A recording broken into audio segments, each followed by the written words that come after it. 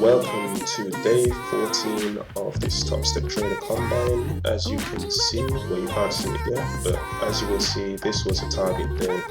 This is a recording of my trading, so it's not actually live, it's me doing a voiceover to this recording. So, and it's at 2 or 3 times speed. So what you see here is I've got 2 contracts on. I was short from 920, looking for 901.5, as you can see down there, the 2 contracts for buy, as a buy limit down there. And I got in such a way so as to get the stop behind structure and risk the same risk as I would have with 1 contract, but with 2 contracts. So 2 contracts leverage, 1 contract risk.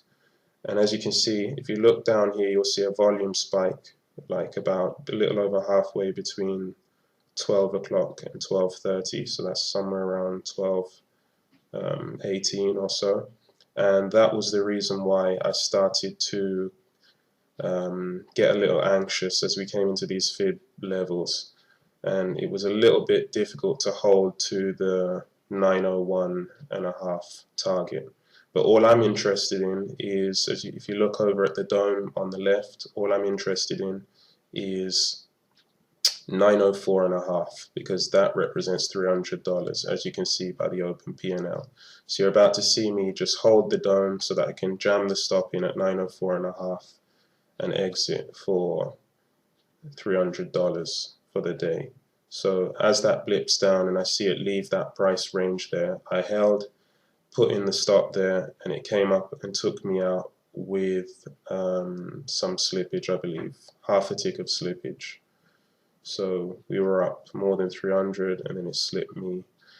So I realized it wasn't going to go any further, so I tried to exit at 4, and as you've just seen, I got stopped at 5. And then literally a minute later, it dipped down, did its final exhaustion, and hit pretty much to the tick what would have been my 901.5 target. So what you see me doing here is a little calculation of what I left on the table, and if I'd held to target, I would have had that $87.50. So we'll end this part of the video here and come back with a static view of what I did today. So this is the static view of what I did today.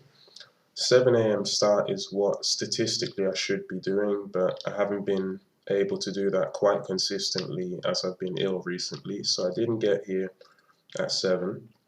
I've labeled out the volume because, as you will know, there is this is a momentum reversal, Momo reversal, if you've checked out the other video, and that comes into play later with the management of my trade. But anyhow, the first trade would have been around 920-ish here. I wasn't there for that. I literally got there 4 or 5 minutes too late, about 7:54, and the trade triggered.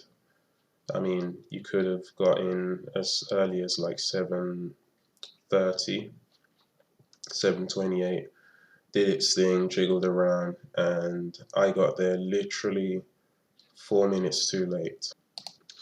So that went without me, and the add-on would have been a change in polarity as usual, which would have occurred right here at 9:14. Blended stop on those would have been halfway between 14 and 20-ish.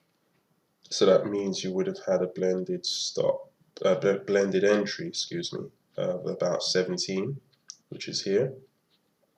And see, you instantly can see what the algos are doing, or systematic traders, because why is there a wick here, and why did it drop off from here? Because other algos or any kind of systematic trading that could take advantage of this move and add size would naturally get in at the break of congestion as the move starts, and then add at a more advantageous position. So your blended stop is just where the market retested several times. Why? Because That's what the market does. It tries to break even traders. Maybe some people sold short here, sold shorter here. They saw their blended stop was here, and they saw structure. Let me just bring up the pen. They saw structure here, this little pivot here. So they added somewhere up here at the beginning of this move. If you have a way to capture the breakout of a congestion area, when markets are congesting and then about to break out into a trend, somehow you get in here, whether it's a break of a channel or whatever you do, reversal candlestick. So you're short, you're short, you're short, and then you add more here. Well, your blended entry is going to be halfway between the two.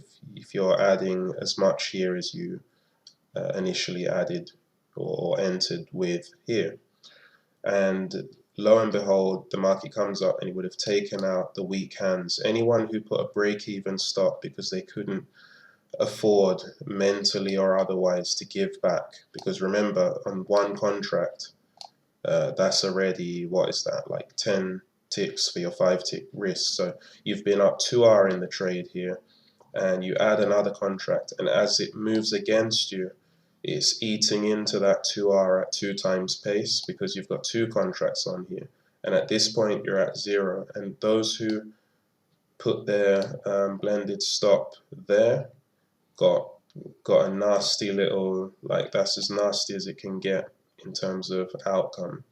Take you out, boom, drops down. So getting used to seeing this sort of thing real time will help anyone to cultivate an edge and maybe step back. That's why I don't trail behind the first structure that enabled me to put the stop on. I use a gap between one level, so this is the first level of structure, and then the second level is these gaps here. So if my blended stop would have been, what did we say, 16, yeah, here, then my stop would go above this level here, which is the lower end of a gap, save for these little blips because it's low volume.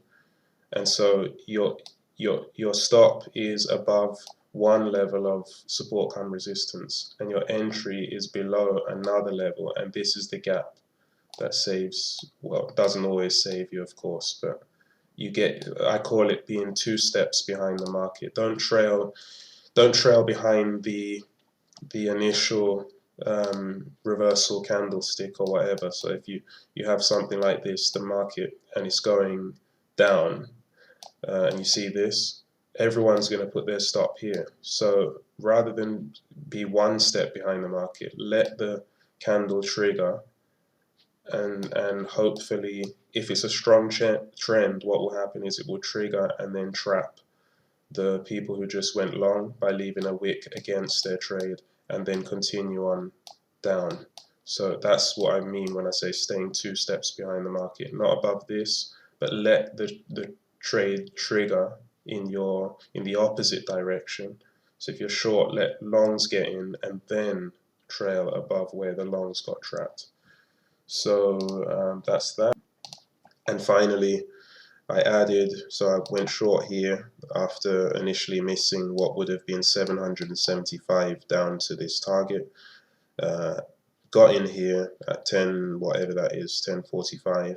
Added here, again, the same scenario, using gaps and like a window, like an initial resistance and then another resistance level, resistance comes support. So stop goes above there, entry is down there, and this is the gap that's going to hopefully buffer you from getting whipped out of the trade. Hold, hold, hold, and then it went down here. And when I saw this volume, excuse me, when I saw this volume come in here, this initial one, that's where I got a little concerned, because if we pull back out here, sorry, I have to keep pausing the video because I'm coughing away. If you pull back here, you can see this momentum reversal forming, which is obviously a pattern to go in the opposite direction. And so when the video you just watched, you'll see that I just kind of jumped out a little too soon, and if I'd waited a few more seconds I would have got my target down here. But nonetheless, a decent trade, and as you can see, it did eventually bounce from there. So, you know, I had a good read in the momentum slowing down there, but it cost me $80 odd, as you saw in the prior video. So this video has gone on long enough now. That's the first pretty much target day in this combine on day 14. So it took me a while to get there, but I've got there, minus a half tick in slippage. And knowing that I've mechanized, if that's a word, made mechanical the system, means that I'm going to be less prone to any kind of funky business and moving stuff around and basically sabotaging myself. So looking forward to see what tomorrow brings, whether it's a stop or not. As long as I can follow my system and follow my rules, then I'll be happy. So that said, I'll catch you all probably tomorrow as usual, and as I'm trying to do myself, remember to follow your rules and stick to your plan. See you next time.